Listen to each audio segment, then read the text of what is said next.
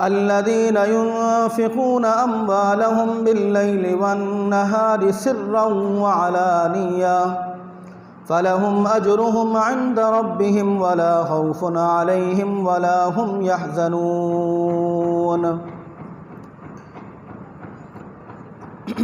مختصر سی حمد و ثنا کے بعد قابل احترام دوستوں، بزرگوں، بھائیوں، سننے والی میری معززات بہنیں اور میری معززات مائیں، اللہ رب العالمین سے دعا ہے کہ اللہ پاک آپ تمام احباب کو نیک اعمالوں سے پرمزین لمبی زندگی عطا فرمائے۔ اللہ کے نبی علیہ الصلاۃ والسلام سے سوال کیا گیا کہ سب سے بہترین زندگی کون سی ہے؟ تو اللہ کے نبی علیہ الصلاۃ والسلام نے جواب دیا، اس شخص کی زندگی سب سے بہتر زندگی ہے کہ جس کی زندگی چھوٹی ہو اور نیک اعمال سے پر ہو، اور سب سے بری زندگی اس شخص کی ہے کہ جس کی زندگی تو انتہائی لمبی ہے لیکن وہ نیک اعمالوں سے خالی ہے اور اس میں برائیاں زیادہ ہیں۔ تو اللہ رب العالمین سے دعا ہے کہ اللہ پاک ہم سب کو نیک اعمال کرنے کی توفیق عطا فرمائے، دین میں ثابت قدمی، استقامت عطا فرمائے، اور ہم سب کا خاتمہ بالایمان ہو۔ آج کی اس پر رونق محفل میں اور اس مبارک دن میں انشاءاللہ العزیز آپ احباب کے سامنے انفاق فی سبیل اللہ کے حوالے سے قرآن و حدیث کی روشنی میں کچھ بیان کرنے کی کوشش کر رہا ہوں۔ اللہ رب العالمین سے دعا ہے کہ اللہ پاک مجھے صحیح معنوں میں صرف اور صرف قرآن و حدیث کی روشنی میں بیان کرنے کی توفیق عطا فرمائے، اور اس کے بعد ہم سب کو اس پر عمل پیرا ہونے کی سعادت نصیب فرمائے۔ میرے محترم بھائیوں، دوستوں، بزرگوں، قرآن مجید کی ابتدا کے اندر سورہ بقرہ کے آغاز میں اللہ رب العالمین فرماتے ہیں کہ الذین یؤمنون بالغیب، در حقیقت ایمان والے وہ ہوا کرتے ہیں کہ جو غیب پر ایمان لے کر آئیں۔ ایمان سے کیا مراد ہے؟ اقرار باللسان و تصدیق بالقلب، زبان سے اس بات کی گواہی دینا کہ اللہ ہی ہمارا خالق و مالک، رازق و ناصر، داتا و مشکل کشا، حاجت روا ہے، اور پھر دل سے اپنی زبان سے کہی ہوئی بات کی تصدیق بھی کرنا، اسے ایمان کہا جاتا ہے۔ اللہ رب العالمین نے یہاں پر یہی جملہ ارشاد فرمایا کہ الذین یؤمنون بالغیب، ایمان والے وہ ہوا کرتے ہیں کہ جو غیب پر ایمان لے کر آتے ہیں، جو دیکھنے کا مطالبہ کریں یا دیکھنے کا اعتراض کریں، در حقیقت وہ لوگ ایمان لانے والے نہیں ہیں بلکہ شر اور فساد پھیلانے والے ہیں۔ نبی کریم علیہ الصلاۃ والسلام کے زمانے میں جب اللہ کے رسول علیہ الصلاۃ والسلام نے توحید کی دعوت دی، توحید کا پیغام دیا، تو سننے والوں نے عجیب و غریب قسم کے اعتراضات اللہ کے نبی کے سامنے کیے۔ ہم ایمان اس وقت لے کر آئیں گے جب تک ہم اللہ کو دیکھ نہ لیں، ہم ایمان اس وقت لے کر آئیں گے کہ جب تک آپ چاند کے 2 ٹکڑے نہ کر دیں، اس سے پہلے ہم آپ کی بات کی نہ تصدیق کر سکتے ہیں نہ مان سکتے ہیں کہ ہم اللہ پر ایمان لے کر آئیں۔ اللہ کے نبی علیہ الصلاۃ والسلام نے اللہ رب العالمین سے درخواست کی، التجا کی، دعا کی کہ یا اللہ، ہو سکتا ہے کہ یہ چاند کو ٹوٹتا ہوا دیکھ کر تیری وحدانیت کا اقرار کر لیں، ایمان لے کر آئیں، فلاح پا جائیں۔ اللہ نے فرمایا کہ اے محبوبم، اگر چاند کو بھی 2 ٹکڑے کر دیا جائے تو اس وقت بھی یہ لوگ یہ منظر دیکھنے کے بعد بھی ایمان لانے والے نہیں۔ اللہ کے نبی کا اصرار، تو اللہ رب العالمین نے اپنے پیارے حبیب علیہ الصلاۃ والسلام سے ارشاد فرمایا کہ چاند کی طرف انگلی کرنا، اشارہ کرنا تیرا کام ہوگا، اور اس چاند کو 2 ٹکڑوں کے اندر تقسیم کرنا یہ آسمان والے رب کا کام ہوگا۔ اور پھر حیرت کی بات یہ ہے کہ آج 22ویں صدی کے اندر آپ کی سائنس یہ کہتی ہے کہ یہ چاند جیسے ہم رات کو دیکھتے ہیں، یہ ایک دفعہ ٹوٹ کر دوبارہ اس کو جوڑا گیا ہے۔ سائنس یہ کہتی ہے کہ چاند کے اندر جو دراڑ ہے، اس سے یہ پتہ لگتا ہے کہ چاند ایک دفعہ ٹوٹا ہے اور اس کے بعد اسے دوبارہ کسی طریقے سے آپس میں جوڑا گیا ہے۔ اور جب اللہ کے نبی نے چاند کی طرف اشارہ کیا اور چاند 2 ٹکڑوں کے اندر تقسیم ہوا، صحابہ کرام یہ گواہی دیتے ہیں کہ ہم نے ایک ٹکڑے کو مشرق میں اور ایک ٹکڑے کو مغرب کے اندر دیکھا۔ اور اس وقت اعتراض کرنے والوں نے جب اس منظر کو دیکھا تو دیکھنے کے بعد کہنے لگے تو یہ تو کوئی جادوگر ہے، یہ تو کوئی ساحر ہے، یہ جادو کے ذریعے سے اس نے چاند کے 2 ٹکڑے کیے ہیں تاکہ ہم اس کی بات کو تسلیم کر لیں، ہم پھر بھی ماننے والے نہیں ہیں۔ تو اللہ رب العالمین نے سورہ بقرہ کی ابتدا کے اندر اس زاویے کو بیان کیا کہ الذین یؤمنون بالغیب، وہ لوگ کہ جو غیب پر ایمان لے کر آتے ہیں۔ غیب پر ایمان لانے سے کیا مراد ہے؟ اللہ رب العالمین کو کسی نے آج تک نہ دیکھا ہے اور نہ ہی دنیا کے اندر کوئی دیکھ پائے گا، لیکن ہمارا یہ ایمان ہے، عقیدہ ہے، میرا کیا تمام مسلمانوں کا یہ ایمان اور عقیدہ ہے کہ اللہ رب العالمین ہی ہمارے خالق و مالک ہیں، رازق و ناصر ہیں، داتا و مشکل کشا ہے، حاجت روا ہیں۔ اس بات پر ہم سب کا اقرار ہے۔ آمن الرسول بما انزل الیہ من ربہ والمؤمنون کل آمن باللہ وملائکتہ وکتبہ ورسلہ، ہمارا اس بات پر ایمان ہے کہ اللہ رب العالمین کی کتابوں کو نازل ہوتا ہوا ہم نے نہیں دیکھا ہے، نہ تورات، نہ زبور، نہ انجیل، نہ قرآن مجید، نہ صحیفے۔ ہم میں سے کوئی بھی آدمی اس بات کا دعویٰ نہیں کر سکتا ہے کہ میں نے قرآن کو نازل ہوتا ہوا دیکھا ہے یا تورات، زبور، انجیل میرے سامنے نازل ہوئی ہے، لیکن کہا ہے تو محمد الرسول اللہ نے کہا ہے، انہوں نے کہا ہے اور ہم نے آنکھیں بند کر کے اس بات کو تسلیم بھی کر لیا ہے اور تصدیق بھی کر دی ہے کہ یہ تمام کی تمام کتابیں من اللہ ہیں، اللہ رب العالمین کی طرف سے ہیں۔ اللہ کو نہیں دیکھا، مانتے ہیں کہ وہ ہمارا خالق ہے، کتابوں کو نازل ہوتا ہوا نہیں دیکھا، لیکن مانتے ہیں کہ یہ تمام کتابیں من اللہ ہیں۔ رسولوں کو نہیں دیکھا لیکن تسلیم کرتے ہیں کہ رسول اللہ رب العالمین کے انبیاء کرام میں سے ہیں۔ جنت اور جہنم کو نہیں دیکھا ہے لیکن تسلیم کرتے ہیں کہ یہ تمام کی تمام چیزیں برحق ہیں۔ اللہ کے فرشتوں کو نہیں دیکھا ہے لیکن تسلیم کرتے ہیں کہ یہ فرشتے اللہ رب العالمین کی مخلوقات میں سے ہیں۔ عذاب قبر، عذاب جہنم، قیامت کی سختیاں، پل صراط کا مرحلہ، ان تمام چیزوں سے کوئی بھی مسلمان اس بات کا دعویٰ نہیں کر سکتا ہے کہ ہم نے ان تمام چیزوں کو دیکھا ہے، لیکن بغیر دیکھے ہم ان تمام چیزوں کو تسلیم کرتے ہیں۔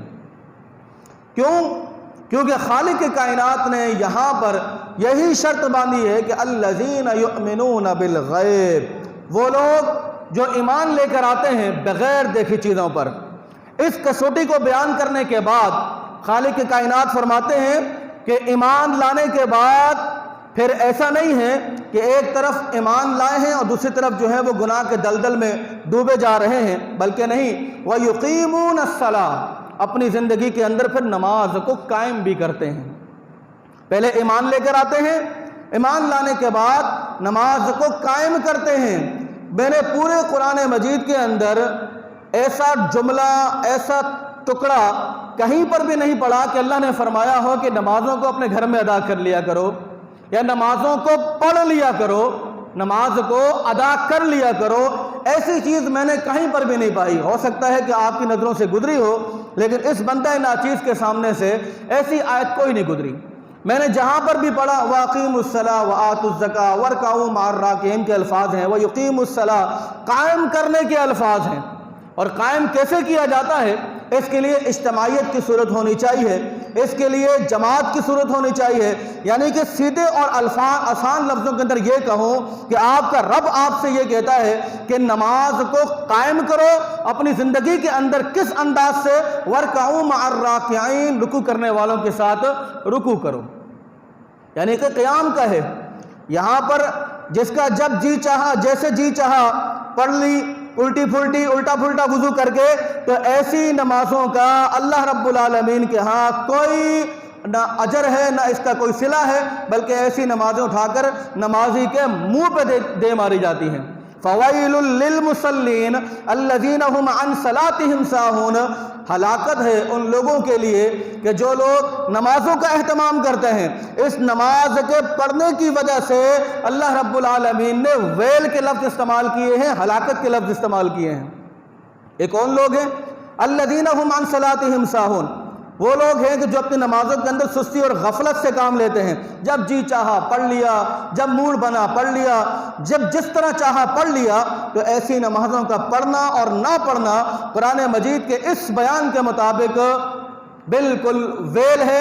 ویل کہتے ہیں وعید کو، وعید کہتے ہیں جہنم کا ایک مقام ہے کہ جس کو وعید بھی کہا گیا ہے، جس کو جہنم بھی کہا گیا ہے، یہ ان نمازیوں کے لیے۔ اچھا، بڑی توجہ کے ساتھ، اگرچہ موضوع یہ نہیں ہے لیکن پھر بھی چونکہ یہ تمہیدی کلمات ہیں، اب جو بیان کرنے جا رہا ہوں اس کے پہلی شرط اللہ نے بیان فرمائی، الذین یؤمنون بالغیب، جو لوگ غیب پر ایمان لے کر آتے ہیں۔ ٹھیک ہو گیا جی، غیب پر ایمان لانے کے بعد وَيُقِيمُونَ الصَّلَاةَ، اپنی زندگی کے اندر نماز کو بھی قائم کرتے ہیں۔ صحیح ہو گیا جی۔ اب ان دو ٹکڑوں کو بیان کرنے کے بعد آپ کا رب یہ فرماتا ہے وَمِمَّا رَزَقْنَاهُمْ يُنْفِقُونَ، وہ لوگ جو مال ہم نے آپ کو عطا کیا ہے، جو رزق ہم نے آپ کو عطا کیا ہے، اس رزق میں سے اللہ رب العالمین کی راہ میں خرچ کرتے ہیں۔ آئیے تھوڑا سا یہاں پر رک کر رزاق کے حوالے سے تھوڑی سی گفتگو کر دوں کہ رزق اللہ دیتا ہے، جبکہ محنت تو ہم خود کر رہے ہوتے ہیں، فیکٹری کے اندر مزدوری کر رہے ہوتے ہیں اور دیگر تمام کے تمام معاملات ہم خود کر رہے ہوتے ہیں، تو پھر رزاق ہمارا اللہ کیسے ہوا؟ رزق ہمیں اللہ کیسے دے رہا ہے؟ اللہ نے یہ جملہ کیوں کہا کہ وَمِمَّا رَزَقْنَاهُمْ، جو رزق ہم نے آپ کو عطا کیا ہے اس مال میں سے اللہ کی راہ میں خرچ کیا جائے۔ آئیے ذرا قرآن مجید سے پوچھتے ہیں کہ اس کا اصل مفہوم کیا ہے۔ اللہ رب العالمین فرماتے ہیں، فرمایا کہ وَمَا مِن دَابَّةٍ فِي الْأَرْضِ إِلَّا عَلَى اللَّهِ رِزْقُهَا، فرمایا کہ دنیا کے اندر جتنی بھی مخلوق ہے، چاہے وہ ہاتھی ہو یا گینڈا ہو، چاہے وہ چیتا ہو یا شیر ہو، چاہے وہ اڑنے والے پرندے ہوں، چاہے وہ تیرنے والی مچھلیاں ہی کیوں نہ ہو، آسمان کی ہو یا زمین کی ہو یا پھر سمندروں کی ہو، اس دنیا کے اندر جتنی بھی مخلوقات ہیں جسے ہم جانتے ہوں یا نہ جانتے ہوں، اللہ رب العالمین فرماتے ہیں کہ ان کی رزق کی ذمہ داری خالق کائنات نے اٹھائی ہوئی ہے۔ اور یہ میں نہیں کہتا، وَمَا مِن دَابَّةٍ فِي الْأَرْضِ إِلَّا عَلَى اللَّهِ رِزْقُهَا، دنیا کے اندر جتنے بھی جاندار، ان تمام جانداروں کی رزق کی ذمہ داری، ان کو ان کے منہ تک رزق کو پہنچانا اللہ رب العالمین کی ذمہ داری ہے۔ 12ویں پارے کا آغاز۔ آئیے ایک اور جگہ چلتے ہیں۔ اللہ رب العالمین نے فرمایا اِنَّ اللَّهَ هُوَ الرَّزَّاقُ ذُو الْقُوَّةِ الْمَتِينَ، اگر دنیا کے سارے انسان اور جن مل جائیں، دنیا کی ساری طاقتیں اکٹھی ہو کر اگر آپ کے رزق کو بند کر دیں، آپ تک رزق کو نہ پہنچنے دیں، تیرا رب کہتا ہے کہ میں بزور طاقت کے، بزور قوت کے، میں تمہارے تک رزق کو پہنچا کر رہوں گا۔ ان اللہ هو الرزاق ذو القوۃ المتین، اللہ پاک بزور قوت، بزور طاقت، جو رزق، جتنا رزق آپ کے نصیب کے اندر لکھا ہوا ہے، دنیا کی ساری طاقتیں اکٹھی ہو جائیں، آپ کے رزق کو وہ بند نہیں کر سکتی ہیں۔ اور جسے اللہ رب العالمین نہ دینا چاہے، جس کا رزق اللہ پاک بند کر دے، دنیا کی ساری طاقتیں اکٹھی ہو کر اسے رزق فراہم نہیں کر سکتی ہے۔ آج ہم دیکھتے ہیں ہسپتالوں کے اندر مریضوں کی حالت کو، ڈاکٹر کیا کہتے ہیں، اس کو بچانے کے لیے ایڑی چوٹی کا زور لگا دیتے ہیں، یہاں تک کہ اس کو مصنوعی سانس دینے کے لیے وینٹیلیٹر مشین کے اوپر چڑھا دیتے ہیں کسی طریقے سے دل جو ہے وہ دھڑکتا رہے. یعنی کہ ڈاکٹر حضرات اپنی ساری کی ساری ٹیکنالوجی، اپنی کاریگری، اپنی تمام صلاحیتیں اس انسان کو بچانے میں لگا دیتی ہے، کسی طریقے سے یہ انسان بچ جائے. لیکن تیرے رب کی مرضی ہوتی ہے کہ بچنا نہیں ہے. ساری ٹیکنالوجی فیل، ساری کاریگری فیل ہو جاتی ہے، اللہ رب العالمین جیت جاتے ہیں. صحیح ہے؟ اگر کوئی انسان کا رزق اللہ رب العالمین بند کر دے اور ساری دنیا کی لوگ اپنی طاقتوں کا استعمال کر کے اسے رزق پہنچانا چاہیں تو بھائی نہیں پہنچا سکتے ہیں، کیونکہ رزاق اللہ رب العالمین ہے. اور ایک اور جگہ اللہ رب العالمین فرماتے ہیں ان اللہ یرزق من یشاء بغیر حساب.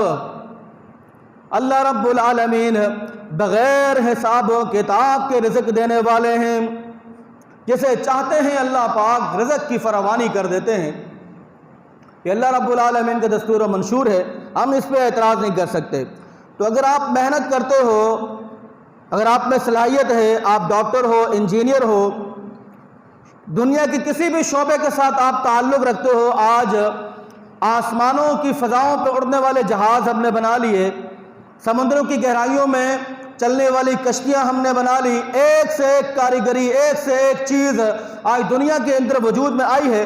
اب انسان اگر یہ کہے کہ بنانے والے ہم ہیں تو میں یہ کہوں گا کہ اس سے بڑا کوئی بیوقوفی نہیں ہے. تجھے یہ بنانے کی صلاحیت، تجھے یہ بنانے کی کاریگری، تجھے یہ بنانے کی سوچ کس نے دی ہے؟ اللہ رب العالمین نے دی ہے. تو نے اپنے دماغ سے کام لیا، لیکن دماغ کے اندر جو سوچ کی جو طاقت ہے، جو پاور ہے، اس کی صلاحیت دینے والا کون ہے؟ اللہ رب العالمین ہے. تو پھر یہ کہنا کہ یہ محنت ہماری ہے، یہ انتہائی غلط بات ہے. بلکہ اللہ نے تمہیں یہ صلاحیت دی ہے، تمہیں اس قابل بنایا ہے کہ تم محنت کر سکو، مزدوری کر سکو اور کچھ اپنی خواہشات کو پورا کر سکو. اچھا، اس لیے اللہ رب العالمین نے فرمایا کہ وَمِمَّا رَزَقْنَاهُمْ يُنْفِقُونَ.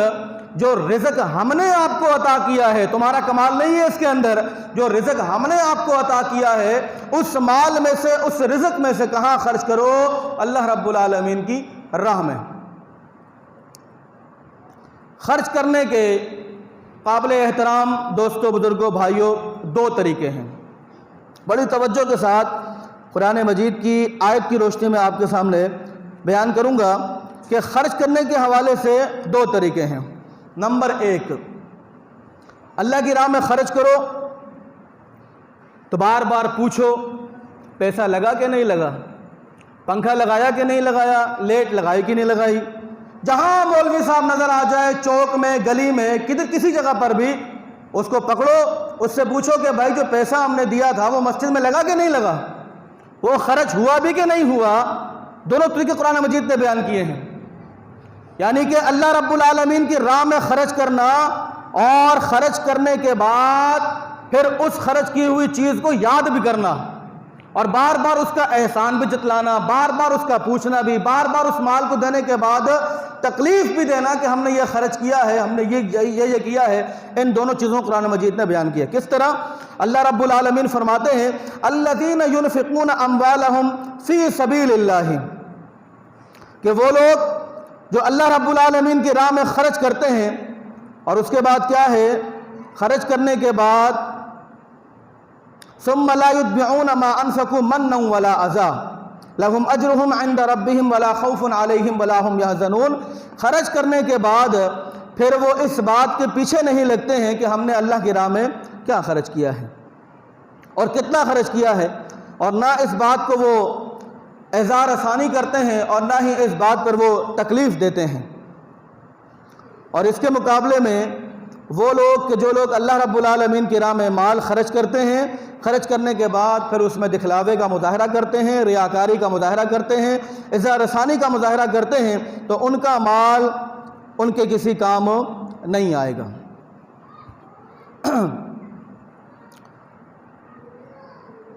کالذی ينفق مالہ رئاء الناس ولا یؤمن باللہ والیوم الآخر.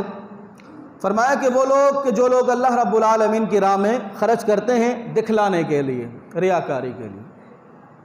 کہ ہم نے یہ دیا، ہم نے وہ دیا، اور پھر حقیقی طور پر نہ وہ اللہ پر ایمان رکھتے ہیں اور نہ یوم آخرت پر ایمان رکھتے ہیں۔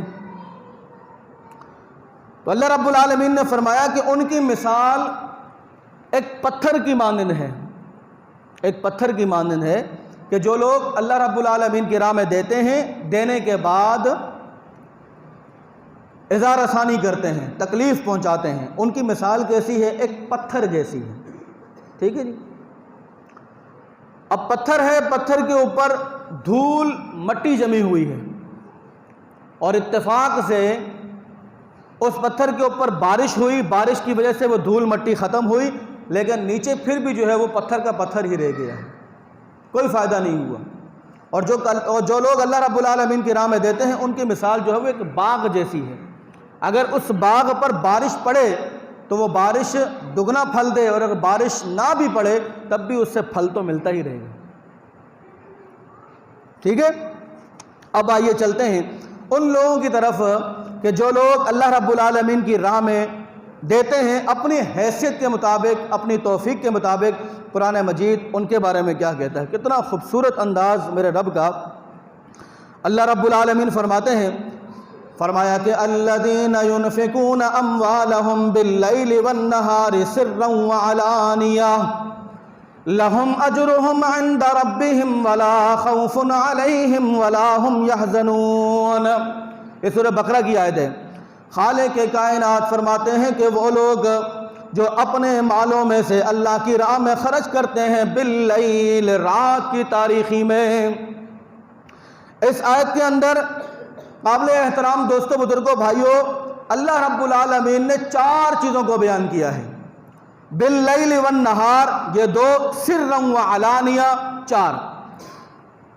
فرمایا کہ وہ لوگ جو اپنے مالوں کو خرچ کرتے ہیں اللہ کی راہ میں رات کی تاریخی میں، باللیل، رات کی تاریخی میں اس لیے خرچ کرتے ہیں تاکہ ریاکاری کا شبہ نہ ہو، تاکہ کوئی دیکھ نہ لے، کہیں سے ریاکاری ثابت نہ ہو۔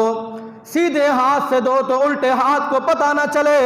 وہ رات کی تاریخی میں لوگوں کی مدد اس لیے کرتے ہیں تاکہ اس کے اوپر ریاکاری کا الزام نہ لگے۔ باللیل، رات کی تاریخی میں، والنہار، اور دن کے اجالوں میں بھی اللہ رب العالمین کی راہ میں دیتے ہیں۔ رات کی تاریخی میں بھی دیتے ہیں اور دن کے اجالوں میں بھی دیتے ہیں۔ یہ 2 چیزیں بیان کی۔ اس کے بعد کہا کہ سرا وعلانیہ، لوگوں سے چھپ کر، کہیں میرا نام نہ ظاہر ہو جائے، کہیں لوگ مجھے غنی نہ کہنا شروع کر دیں، کہیں لوگ میری چاپلوسی نہ کرنا شروع کر دیں، کہیں لوگ مجھے دیکھ کر جھکنا نہ شروع کر دیں۔ سرن، لوگوں سے چھپا چھپا کر اللہ رب العالمین کی راہ میں دیتے ہیں، اللہ کے کاموں میں خرچ کرتے ہیں، لوگوں سے چھپ کر، سرن، خاموشی کی حالت میں۔ اتفاق سے مسجد حاجہ کے اندر ایک صاحب آئے پنکھا لے کر، مجھے کہتے ہیں کہ صاحب یہ پنکھا، نام نہیں لوں گا، مجھے کہتے ہیں کہ صاحب یہ پنکھا جو ہے نا بالکل سینٹر میں لگائیے گا تاکہ آنے والے کو پتہ چلے کہ نیا پنکھا لگا ہوا ہے۔ میں نے کہا یار بھائی، اگر اس پنکھے کی جہاں پر یہ کیپیسٹر لگتا ہے وہاں پر آپ کا نام بھی لکھ دوں تاکہ لوگوں کو پتہ چل جائے کہ نیا بھی پنکھا ہے اور دیا بھی کس نے ہے، تو کیا جیسے آپ کا دل کرے وہ کرے، ایسے کر دیں۔ لیکن وہ پنکھا میں نے فرسٹ فلور پہ لگایا ہوا، کسی کی نگاہ ہی نہیں جاتی ہے وہاں پر، لیکن اس کا اجر تو ہے، یہاں پر اس کی چیز لگ گئی ہے۔ تو اللہ رب العالمین نے یہی فرمایا کہ وہ لوگ کہ جو رات کی تاریکی میں خرچ کرتے ہیں اور دن کے اجالوں میں خرچ کرتے ہیں، سرن، لوگوں سے چھپ کر خرچ کرتے ہیں، وعلانیہ، اور بخیلیوں سے پیسہ نکالنے کے لیے ظاہری طور پر بھی خرچ کرتے ہیں۔ وعلانیہ، لوگوں کے سامنے دینا، لوگوں کو دکھا کر دینا، یہ بھی جائز ہے، لیکن اس کے اندر نیت کا فرق ہے۔ افضل طریقہ یہ ہے کہ دائیں ہاتھ سے دو، بائیں ہاتھ کو پتہ ہی نہ چلے، لیکن یہ بھی ہے کہ وہ علانیہ لوگوں کو دکھا کے دو تاکہ کوئی اگر کنجوس ہے، کوئی بخیل ہے، تاکہ اس کے دل کے اندر بھی یہ تڑپ پیدا ہو کہ یار یہ اللہ کی راہ میں خرچ کر رہا ہے، اللہ کی راہ میں دے رہا ہے، چلو میں بھی دیتا ہوں، میرا بھی جو ہے وہ کچھ آخرت کے اعتبار سے کچھ اجر قائم بن جائے یا کچھ بینک بیلنس میرا جمع ہو جائے۔ یہ طریقہ بھی جائز ہے۔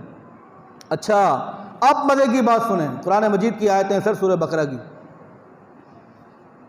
یہ اللہ کا شکر ہے کہ یہ بات میری نہیں، اللہ رب العالمین کی۔ اور بھائیو، جو لوگ اللہ کی راہ میں خرچ کرتے ہیں رات کی تاریکی میں، اور دن کے اجالوں میں، ٹھیک ہے، سرن لوگوں سے چھپا کر، وعلانیہ لوگوں کو دکھا کر، یہ 4 چیزیں بیان کی، ٹھیک ہے۔ ان 4 چیزوں کو بیان کرنے کے بعد آپ کا رب کہتا ہے کہ لہم اجرہم عند ربہم، کیا کہتا ہے؟ لہم اجرہم عند ربہم۔ آپ نے پیسہ مولوی صاحب کو دیا ہے، لیکن مولوی صاحب سے پوچھنے کا اختیار آپ کو نہیں ہے۔ اگر مولوی صاحب کے نام پر دیا ہے تو پھر تو آپ پوچھ سکتے ہیں، یہ مولوی صاحب پیسے میں آپ کو دے رہا ہوں، آپ کی ذات کے لیے یا آپ کو دے رہا ہوں، پھر تو مولوی صاحب سے پوچھ سکتے ہیں کہ بھائی پیسہ دیا تھا کیا کیا۔ لیکن اگر آپ یہ پیسہ دیں اللہ کے نام پر اور پوچھیں مولوی صاحب سے تو یہ بات غلط ہے۔ اللہ نے ان 4 چیزوں کو بیان کرنے کے بعد کہا کہ لہم اجرہم عند ربہم۔ اللہ نے یہاں پر اللہ لفظ استعمال نہیں کیا، ربہم کا لفظ استعمال کیا ہے۔ کہا کہ تمہارا یہ دیا ہوا مال جو تم نے رات کی تاریخیوں میں دیا، دن کے اجالوں میں دیا، لوگوں کو دکھا کر دیا، لوگوں کو چھپا کر دیا، اس کا اجر تمہارے رب کے پاس موجود ہے۔ تمہارے اس عمل کو اللہ رب العالمین نے جمع کر دیا ہے، اس کا اجر تمہیں وہی دینے والا ہے۔ اور ایک چھوٹی سی حدیث آپ سن لیں، ہم دنیا کے اندر جو مال و اسباب اللہ کی راہ میں خرچ کرتے ہیں، ٹھیک ہے، صدقہ خیرات کرتے ہیں، حدیث ہے کہ اللہ رب العالمین اس مال کو لیتے ہیں، اس کو پالتے ہیں، اس کو پوستے ہیں، اس کو بڑا کرتے ہیں۔ جس طرح آپ اونٹ کے بچے کو لیتے ہیں، اس سے چارہ ڈالتے ہیں، کھلاتے ہیں، پلاتے ہیں، بڑا کرتے ہیں، یہاں تک کہ وہ یہ ہائٹ میں بڑا ہو جاتا ہے۔ اسی طریقے سے قابل احترام دوستوں، بزرگوں، بھائیوں، جو مال آپ اللہ کی راہ میں دیتے ہیں تو اللہ پاک اسے پالتے ہیں، پوستے ہیں، بڑا کرتے ہیں، اور قیامت کے دن اگر اللہ نہ کرے کہ ہم میں سے کوئی گنہگار انسان اگر جہنم کی طرف جا رہا ہو اعمال کے بلبوتے پر اور ہمارا وہاں پر بینک بیلنس موجود ہو، تو خالق کائنات فرمائیں گے کہ اس احد پہاڑ کے برابر اعمال کو لو اور جنت میں جاؤ۔ ہے احد پہاڑ کے برابر، ان پہاڑوں کے برابر نیکیاں یہ تو ہم نے کبھی کی نہیں ہے، نہ یہ ہمیں یاد ہے کہ ہم نے کوئی ایسا عمل کیا ہو۔ تو پھر اللہ اس وقت یاد دلائے گا جب انسان حیران اور پریشان ہوگا۔ خالق کائنات فرمائیں گے تم نے دنیا کے اندر جو میرے راہ کے اندر تم جو صدقہ خیرات کرتے رہے ہو، میں نے اس کو جمع کیا، اس کو پالا، اس کو پوسا، اس کو بڑا کیا، آج یہ اعمال لو اور جنت میں جاؤ۔ لہم اجرہم عند ربہم، تمہارا یہ اجر تمہارے رب کے پاس ہے۔ میرے محترم بھائی، آپ اوپر چلے جائیں، اوپر جگہ بنائی ہوئی ہے، آج خواتین نہیں ہیں چونکہ مسجد کا کام ہو رہا ہے۔ جن میرے بھائیوں کو جگہ نہیں مل رہی ہے بیٹھنے کی یا نماز پڑھنے کی، تو اوپر لیڈیز میں تشریف لے جائیں، وہاں پر 2 یا 3 صفیں آپ لوگوں کے لیے تیار کی ہوئی ہیں۔ یہ پہلی چیز تھی، لہم اجرہم عند ربہم، اجر کس کے پاس ہے؟ رب کے پاس ہے۔ اب 2 چیزیں اور لے لو یار قرآن مجید کی روح سے، ایک تو اجر اللہ رب العالمین کے پاس ہے، اور دوسری چیز کیا ہے؟ وَلَا خَوْفٌ عَلَيْهِمْ وَلَا هُمْ يَحْزَنُونَ۔ اللہ کا شکر ہے یہ بھی قرآن مجید کی آیتیں ہیں، اپنے طرف سے نہیں کہہ رہے۔ جو لوگ اللہ رب العالمین کی راہ میں دیتے ہیں اور اس میں تکلیف نہیں کرتے ہیں، اظہار آسانی نہیں کرتے ہیں، احسان نہیں جتلاتے ہیں، اور اس بات کے پیچھے نہیں لگتے ہیں، دن میں خرچ کرتے ہیں، رات میں خرچ کرتے ہیں، اور لوگوں کو دکھا کے خرچ کرتے ہیں، لوگوں کو چھپا کے خرچ کرتے ہیں، ان کا اجر ان کے رب کے پاس ہے۔ آخری 2 کیا ہے؟ ولا خوف، ان کے اوپر کسی قسم کا خوف بھی نہیں ہوگا۔ ہے خوف کس چیز کا نہیں ہوگا؟ مرنے کے بعد جو سب سے زیادہ المناک، خطرناک، وحشتناک، تکلیف دینے والی اگر کوئی جگہ ہے تو میرے محترم بھائیو، دوستو، بزرگوں، وہ قبر کی جگہ ہے۔ وہ قبر کی جگہ ہے، سب سے زیادہ خطرناک، المناک، تکلیفناک، سزا دینے والی، مصیبت دینے والی جو اگر کوئی جگہ ہے تو وہ قبر ہے۔ جہنم کو چھوڑیے، پل صراط کو چھوڑیے، حساب و کتاب کو چھوڑیے، قبر سب سے زیادہ وحشتناک قسم کی جگہ ہے۔ کوئی مائی کا لال 1 لاکھ گزار کے دکھا دے، مان جاؤں گا میں، سوال ہی پیدا نہیں ہوتا ہے، اونٹے کھڑے ہو جاتے ہیں۔ چلو دن کے اجالوں میں تو لوگ آ رہے جا رہے ہیں، رات میں کبھی 1 بجے قبرستان جائیے تن تنہا، جبکہ ہوتا کچھ بھی نہیں ہے، لوگوں کی ساری باتیں ہیں کہ یہاں پر روحیں چلتی ہیں، فلاں فلاں، 1% بھی نہیں ہے، لیکن پھر بھی جا کے دکھائیے، رونگٹے کھڑے ہو جائیں گے۔ تو سب سے زیادہ خطرناک جگہ کون سی ہے؟ قبر۔ اللہ کیا فرماتا ہے کہ ولا خوف، کسی قسم کا خوف نہیں ہے بھائی، چاہے قبر ہو یا قبر کے عذابات ہوں یا قبر کے جتنے معاملات ہوں، اللہ فرماتا ہے بری الزمرہ ولا خوف، کسی قسم کا خوف نہیں ہے۔ تمام عذابات سے بچا لیا جائے گا۔ میں نہیں کہتا، آپ کا رب کہتا ہے۔ جب قبر کے مراحل سے آپ نکل گئے اور پھر آگے قیامت کا مرحلہ ہے، وہ بھی انشاءاللہ فارغ، تکلیف نہیں ہوگی۔ پل صراط کا معاملہ ہے، انشاءاللہ تکلیف نہیں ہوگی۔ جنت یا جہنم کا معاملہ ہے، انشاءاللہ تکلیف نہیں ہوگی۔ حساب و کتاب کا معاملہ ہے، انشاءاللہ خوف نہیں ہوگا، قرآن کہتا ہے۔ دوسری چیز اللہ رب العالمین بیان کرتے ہیں کہ وَلَا يَحْزَنُونَ، کسی قسم کا غم بھی نہیں ہوگا۔ یہ دو ہی چیزیں تو مارتی ہیں نا انسان کو، یا خوف مارتا ہے یا غم مارتا ہے۔ خوف کی حالت میں بھی انسان کے رونٹے کھڑے ہوتے ہیں اور غم کی حالت میں بھی انسان کے رونٹے کھڑے ہوتے ہیں۔ دونوں چیزوں سے اللہ پاک نے آزاد کر دیا، نہ خوف ہے بھیا، نہ کسی قسم کا غم ہے۔ غم کس چیز کا نہیں ہے؟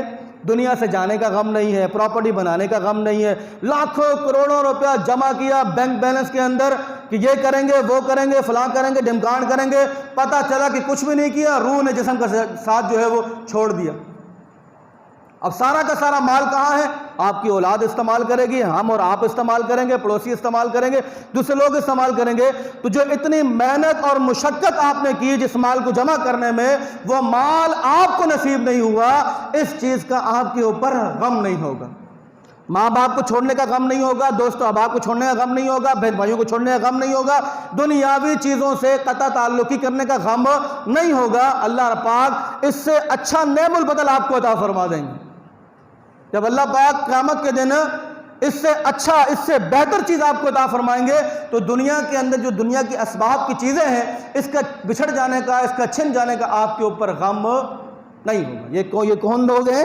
یہ وہ لوگ ہیں الذین ينفقون اموالهم باللیل، جو مال کو خرچ کرتے ہیں رات میں، والنہار اور دن میں، سرا لوگوں سے چھپا کر، وعلانیہ لوگوں کو دکھا کر، لهم اجرهم عند ربهم، ان کا اجر ان کے رب کے پاس موجود ہے، ولا خوف علیہم ولا هم يحزنون، ان کے اوپر نہ کسی قسم کا خوف ہوگا اور نہ ہی کسی قسم کا غم ہوگا۔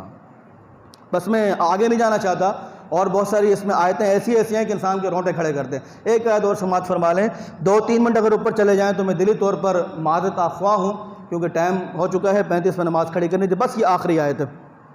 میرے محترم بھائیوں، دوستوں، بزرگوں، ہم اپنے ہاتھ کے اندر 2 لاکھ کی گھڑی پہنتے ہیں، اپنے جیب کے اندر 2 لاکھ 2.5 لاکھ روپے کے موبائل رکھتے ہیں، سواری ہماری VIP قسم کی، گھر ہمارا VIP قسم کا، گھر کے اندر کمرہ، اس میں AC لگا ہوا ہے، اس میں تمام تر سہولیات موجود ہیں۔ یہ بڑی بڑی LED ہیں، 32 انچ کی، 55 انچ کی بڑی بڑی LED ہیں، پھر اس میں کیبل سسٹم، پھر اس میں ہر چیز، اب تو وائرلیس سسٹم ہے، اس میں وائی فائی، اس میں بلوٹوتھ۔ یعنی کہنے کا مطلب یہ ہے کہ ہم جو چیز بھی اپنی ذات کے لیے استعمال کرتے ہیں وہ اعلیٰ سے اعلیٰ ہوتی ہے۔ کپڑا ہو تو اعلیٰ، گھڑی ہو تو اعلیٰ، ٹوپی ہو تو اعلیٰ، سواری ہو تو اعلیٰ، گھر ہو تو اعلیٰ، اب پھر گھر میں استعمال ہونے والی چیزیں وہ بھی اعلیٰ قسم کی، بکرے کا گوشت، بڑے کا گوشت، چھوٹے کا گوشت، مچھلی کا گوشت، پھر کبھی پارٹیوں میں جا رہے ہیں، کبھی آئس کریمیں کھا رہے ہیں، کبھی کیا، اپنی ذات پر ہم جتنی چیزیں صرف کرتے ہیں وہ اعلیٰ سے اعلیٰ ہوتی ہیں۔ ایسا ہی ہے نا سر، میں غلط بیان کر رہا ہوں تو دلی طور پر معذرت خواہ ہوں، لیکن جب باری اللہ کی دین کی آتی ہے تو ہماری کوشش یہ ہوتی ہے کہ ہم 3rd کلاس چیز اللہ کی راہ میں دیں۔ ارے اللہ رب العالمین کی آپ کی نظر میں یہ اوقات ہے کہ اسے 3rd کلاس کی چیز آپ اس میں دیں، اور جب اللہ کے دین کی باری آتی ہے تو پھر ہم بخیلی کا مظاہرہ بھی کرتے ہیں، کنجوسی کا مظاہرہ کرتے ہیں۔ میں نہیں کہتا سر، میں کون ہوتا ہوں کہنے والا، قرآن مجید کا بیان ہے۔ اللہ نے فرمایا کہ ہا انتم ہؤلاء تدعون لتنفقوا فی سبیل اللہ فمنکم من یبخل ومن یبخل فانما یبخل عن نفسہ واللہ غنی وانتم الفقراء۔ میں نہیں، قرآن کہتا ہے کہ جب ہم یہ کہتے ہیں کہ آؤ اللہ کی راہ میں خرچ کرو، تو تم میں سے بعض احباب بخیلی کا مظاہرہ کرتے ہیں، کنجوسی کا مظاہرہ کرتے ہیں۔ میں پھر کہہ رہا ہوں، میں نہیں کہہ رہا، قرآن مجید کی آیتیں ہیں، ان میں سے کیا کرتے ہیں؟ بخیلی کا مظاہرہ کرتے ہیں، کنجوسی کا مظاہرہ کرتے ہیں۔ تو اللہ نے فرمایا فَمِنْكُمْ مَنْ يَبْخَلْ وَمَنْ يَبْخَلْ عَنْ نَفْسِهِ، کہ جو تم میں سے بخیلی کا مظاہرہ کرتا ہے تو بھائی اس کی یہ بخیلی، اس کی یہ کنجوسی کس کے لیے ہے؟ اس کے اپنے نفس کے لیے ہے۔ واللہ غنی، اللہ پاک تو مالدار ہیں، اللہ پاک تو غنی ہے۔ وانتم الفقراء، اللہ فرماتا ہے کہ تم سارے کے سارے اللہ کے در کے فقیر ہو، مسکین ہو۔ تو میرے محترم بھائیوں، دوستوں اور بزرگوں، آپ کے سامنے مسجد حاضہ کے حوالے سے تقریباً 6 ماہ قبل اس چیز کا اعلان کیا تھا کہ مسجد کی ہم نے ریپیرنگ کرنی ہے چاروں اطراف سے، کیونکہ مسجد کی جو بنیادیں ہیں وہ کمزور ہو رہی تھی، مسجد کی چھتوں پر شگاف پڑ رہے تھے، اور اس کا اعلان بارہا کیا جا رہا تھا، اور اس کے لیے ایک بڑے اماؤنٹ کی ہمیں ضرورت تھی۔ لیکن الحمدللہ ثم الحمدللہ جن جن بھائیوں نے اس کار خیر کے اندر اپنا حصہ ملایا، اللہ پاک ان کے اس حصے کو، ان کی اس کوشش کو، ان کے اس مال کو اپنے دربار میں قبول و منظور فرمائے۔ اس کام کا اور جو بھائی اس کے اندر محنت مشقت کر رہے ہیں، جانی اعتبار سے، میں نام کسی کا بھی نہیں لوں گا، جانی اعتبار سے جو اس میں کھڑے ہوئے ہیں، اپنا مال لگا رہے ہیں، اپنی جان لگا رہے ہیں، اپنا وقت لگا رہے ہیں اللہ کی رضا کے لیے، تو میرے بھائیو لہم اجرہم عند ربہم، اس کا اجر اللہ ہی دے گا، میں نہیں دے سکتا ہے۔ الحمدللہ العزیز مسجد کے کام کا آغاز ہم نے کر دیا ہے۔ مسجد کی جو یہ والی سائڈ ہے، آپ میں سے میرا ہر بھائی یہاں سے گزرتا ہوا اس سیمپل کو دیکھتے ہوئے جائیے گا۔ الحمدللہ نیچے سے پہلے اس کی ریپیرنگ کی گئی، اس کے بعد اس کے اوپر گرافکس کا کام کیا گیا، اور اب جو شکل آ رہی ہے وہ اس طرح آ رہی ہے کہ جس طرح کہ یہ ابھی مسجد جو ہے وہ تعمیر ہوئی ہے۔